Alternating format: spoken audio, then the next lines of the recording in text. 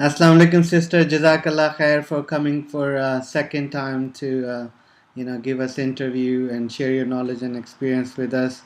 I know last time we talked about, your experience with hijama, how it helped you, how you're helping other people.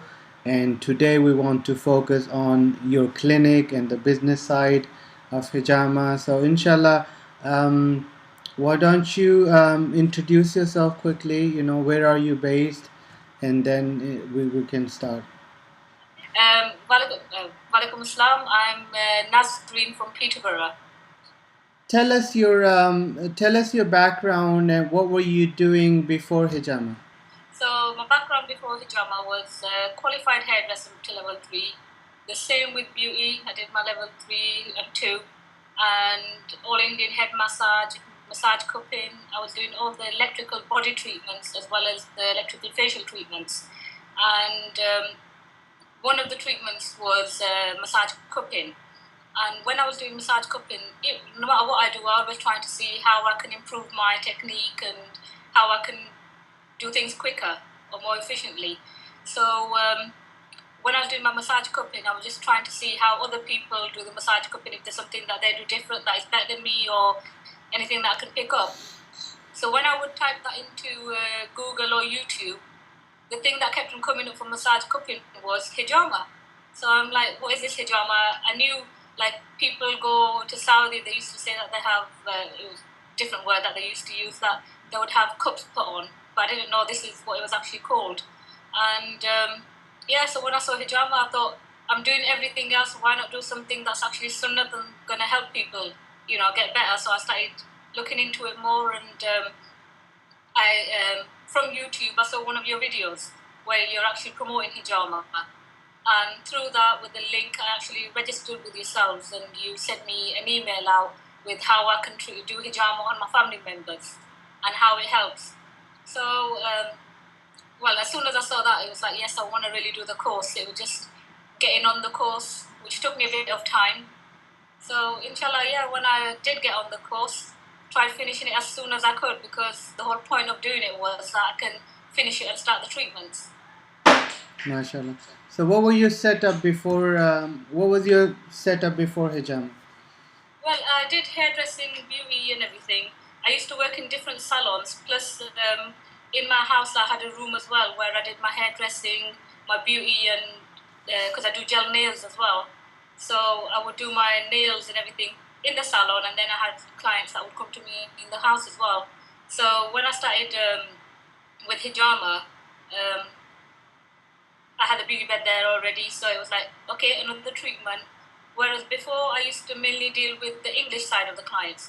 When I started doing hijama, then it was like, this is a treatment for, mainly Muslims know about it, but yes, I had some of my English clients try it out as well, and they saw big improvements in their health. So first of all, I was doing this in my house. I had a room there which I did everything in, and because it's mainly an Islamic treatment, and I lived outside of the Muslim area, so I thought I need to bring my business to the Muslims, so especially where the big market is. So I started looking for a property, business-wise, and I found this. And this is what I've set up now. So I do my hairdressing, beauty, hijama, and gonna have a clothes boutique here as well. Your setup before was in your home, right? It's in my home. And but it's all professional. It wasn't like, just in your bedroom kind of thing. The room was properly set up, everything hygienically clean, as it should be in a treatment room. So there was still no cutting corners. Even though it was in my house, people were surprised when they'd come there. Oh, this is actually like a treatment, proper treatment room, which it was. Right. So because it was in your home, you had no overhead cost in terms of renting the space or... Okay. It was just like when people came, and I was getting busier and busier at home anyway. I was doing more hijama than what I was doing other treatments. I'm sorry, can you repeat that? So basically you're saying, even though you had so many qualifications and established business, but as soon as you started hijama, even in your home, you started more of the hijama clients and hijama business. Is that correct? Yeah, because I started getting a new clientele, whereas, like I said before, I was mainly dealing with English clients and not mainly Muslims. And it was like someone would come, they would recommend their family for hijama, and then I was seeing more people like on a regular basis that were coming for hijama, and I saw that there's a bigger need for it, and that's one of the reasons why I started it anyway. Because like when I first found out about hijama, well, when I heard that they do cups in Saudi, so my plan was, oh, inshallah, when I go to Saudi Arabia, I want to have this done on myself. But I didn't know it was available in England until I saw your video on YouTube. And yeah, so when I started practicing, it's like the people need the hijama here. And like I said, the clientele that I was seeing was mainly more Muslim based. And the results, like, yes, no matter what I do, I try and give it my 100%. I don't try and give it 99. But with hijama, when you're hearing someone saying, "Oh, this pain just disappeared. Is this all it took?" and you're just thinking, "Really? Is it that brilliant?" And even like now, people come to me and when they say, "Oh, will this pain go?" I'm like, "Yes, I know it's gonna go." That's how much confident I am in it because the results are just there. It's just like that, and it's gone. Alhamdulillah. So tell us at what stage you decided to rent out another, bigger place for the clinic.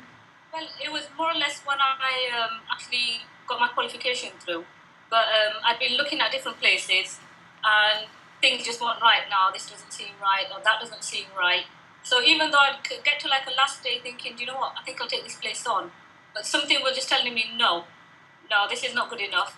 And before I took this place on, as soon as I saw it, and I thought, because my mum, she doesn't live far from here.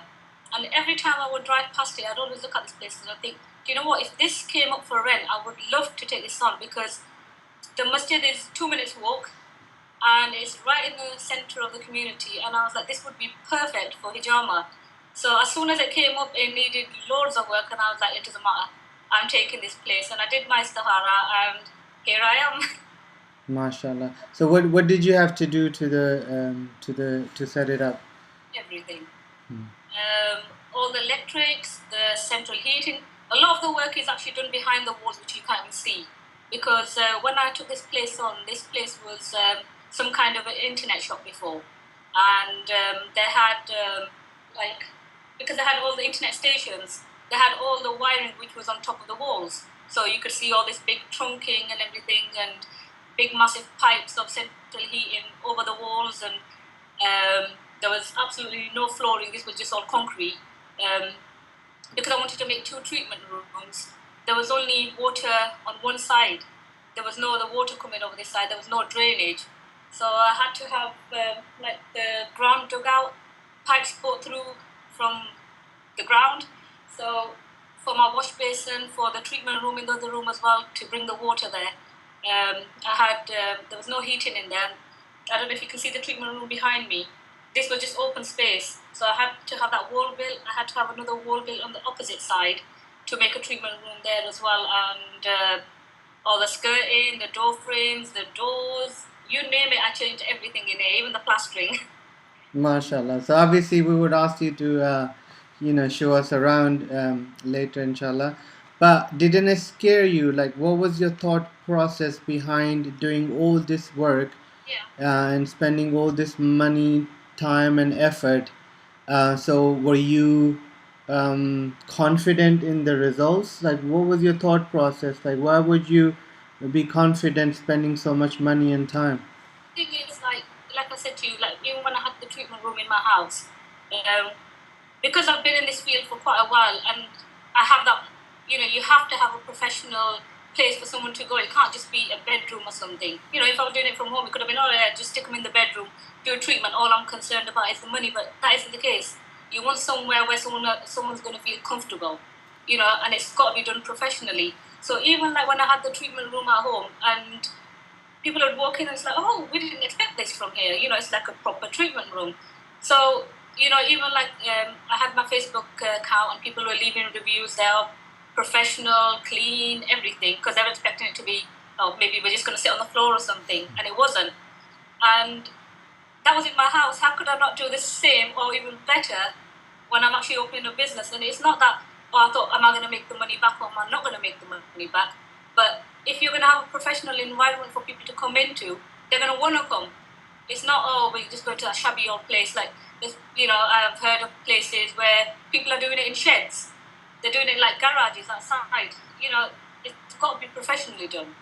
And that's where I've always seen it. So as soon as I come here, I knew exactly what I had to do. I knew how to spend money, but I didn't really think, oh, am I really going to make that back? But what I knew is that once the environment is right, I can see that there is a market for hijama, and inshallah, people will start coming in when they're seeing, oh yeah, this is actually professionally done. It's not just, anyone that's just done any course, just open a treatment room saying, look, come and have a treatment done. How important it is, for example, someone, even let's say if someone is lacking money, that's a different situation. But if someone has money, but if they think that, okay, because I'm just gonna do the treatment anyway, and the treatment's gonna work anyway with the help of Allah, so I don't need to do the decoration, I don't need to make it look right.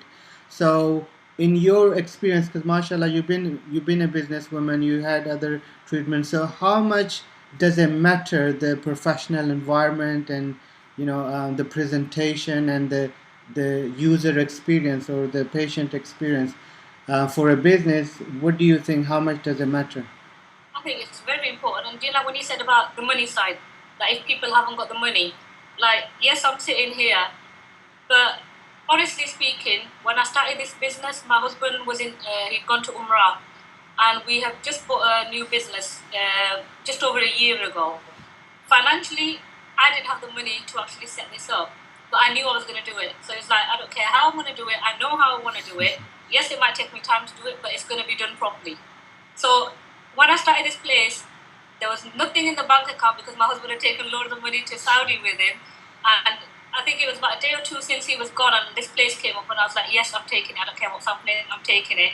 Told him about it as well. He was like, yeah, do not let this place go. So there wasn't anything that I actually had in my hand that I could say, oh yes, this is what I'm going to do it with. But I knew I am going to be doing it, and I'm going to do it properly.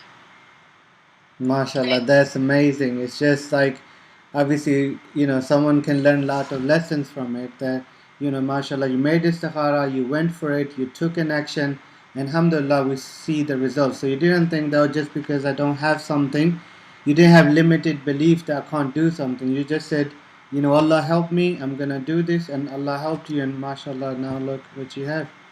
That's it. And with a lot of it, because I do a lot of decorating and everything anyway myself, so I knew exactly what I wanted in here, and what I could do, I did myself.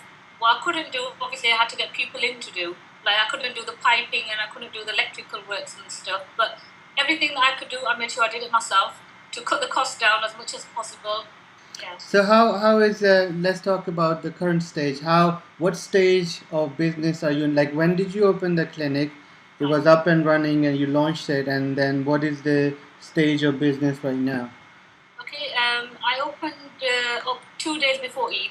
Okay. So it's like Chandra things, just so that before Eid people know, they're getting treatments done and everything. And you're talking about this Eid 2015? That's gone, okay. Yes. So only about 5 weeks now, probably. Okay, mashallah. And alhamdulillah, for me, as in a salon, for me, I'm still thinking, oh, do you know what, it's really, really slow. Some days are really busy, some days are really slow. But, I was writing down everything I did every single day. And when I've actually added up the figures, which was about 2 weeks ago, and I was like, actually, alhamdulillah, I've done really, really well, even though it's been, in my eyes, very slow. So I was saying to my husband, I said, with this being really slow and I'm seeing these figures, inshallah, when this is going to be busy, this is going to be brilliant. MashaAllah. So you think your investment is paying off, and My investment, I would say probably a third of it has already come back. SubhanAllah. Yeah. MashaAllah. So what part of that business is a hijama business, or how is it helping you with your other business? Well, people are coming in because, like, when we came to deciding the name of the business, there were so many names we were trying to go through, but there's nothing in Peterborough that's actually called hijama. So after everything, everyone was like, do you know what? Forget calling it anything. Let's just call it, hijama what it is, and then you can still put your hairdressing, beauty, and everything underneath. So a lot of people, like people from Peterborough mainly, they used to travel to Leicester because obviously in Leicester there's like professional environment where they would go to. So now when they're seeing this, people are just walking in and well, all right, Hijama, we used to have to travel to Leicester and pay about the same kind of price plus the fuel plus the full day gone. Whereas now it's just here, right here in front of them. MashaAllah. So for the sisters who probably are intimidated to set up their own clinic and they want to be flexible, what would you say? How difficult it is to set up your own clinic? I wouldn't say it's difficult. As long as you're determined to do something and you know you want to do this and you know you can work. Because obviously, I've worked before. I've worked with my husband. We've had businesses together and so on. I've worked in different salons, even though I used to be working with my husband. So I'd be working very, very long hours. And I think that's kind of what, first of all, when we had my husband and me, we had a business. And he's the one that used to work. And then when I started working with him, I was actually running the whole businesses. So I was like, okay, this is easy. I can do this. So I don't really need your support. He would go off on holiday to Pakistan and stuff, and I'm running the whole business. Everything, from stocking up, from accounts, whatever it was. So I was like, okay, I can manage this. So I know I can do that. I know, obviously you've got to put the time in. There's no way that you can't. You have to put the time in, and as long as you know that, yes, I'm going to be putting this time in, I am qualified. And when people see the professional side of it, that you are actually giving them professional treatment, not just, oh yeah, give me the money and that's it, you're gone. Then they do keep on coming back. Like, I haven't even yet, I haven't actually done any advertising and such. I haven't even got any leaflets done. There's only that little bit on Facebook, on my Facebook page, but it's recommendations after recommendations, and people are sending their family members and their friends, and it's like, oh, she did a professional job, go to her. So this is how they're coming. It's not because of I wouldn't even say it's because, well, maybe a little bit because of the business being here, but a lot more of it is through the recommendations because they're getting professional treatment. MashaAllah. So the patients or the clients that come for the hijama treatment, do they come back for any beauty treatment? Like, do you make new clients because of that? They're doing that as well. Some will come in for maybe beauty treatments and then say, all right, hijama, we've heard of it, but we didn't know what it was called. Like, I didn't know hijama was actually called hijama. And yeah, so when they come in, they'll, oh yeah, we want to know about this. And the thing is, like, even when someone asks me, because I go into depth about how actually hijama treats people, not just, oh yeah, it's going to treat your illness. So even if they haven't got that illness, and when I've explained to them how hijama works, they're thinking, oh, okay, do you know what? This is actually going to help this family member of ours. So they're telling other people, look, you've got this illness. This is actually going to help you, because I've explained it to them that how hijama works right down to the cellular level, how the medical side doesn't work, and because they understand it, they're just telling other people, and I'm not having to do that. MashaAllah. Excellent. So if we have to break down some of the basic steps, some brothers, sisters who want to open up a clinic, so what are some of the steps they have to take to set up their own clinic? Well, obviously, first thing would be, well, for me, first thing was finding a place that's going to be suitable for me. And like I said, I looked at so many different places. Some places were probably about this size, some were smaller, but it just didn't feel right inside. But as soon as this place became available, I just knew this was it. That's it. I need this one. And, well, people probably would normally start with the financial side. Yes, I've got the money in my hand, but I didn't have that. But I still managed it. So yeah, the first thing would be, like I said, finding the place where you think your clientele is going to be. Like I said, I moved from another part of Peterborough to the Muslim community area for the treatment to be available to them, because there was people that was coming to me, but there were people that were driving. But then, because I'm in the area now, they can just walk to me instead of getting someone to give them a lift. And I wasn't that far, probably about 10-15 minutes away, but still, now they can actually walk here. When design-wise, I didn't even really have to design anything. I just have it in my head how I wanted something to look. And I don't know, it was just buy what you need then. So get the equipment. What about the legal side? Did you have to get any permissions or? Permission-wise, I didn't. obviously I got my lease signed. I checked up the council for if I needed a license to actually do hijama here. But they had tattooing, they had ear piercing, but they didn't have hijama. So I did actually phone them up as well because I'm thinking I can't see hijama on here. They said, oh, well, if it's not on there, you don't need the license. I was like, okay, that's brilliant then.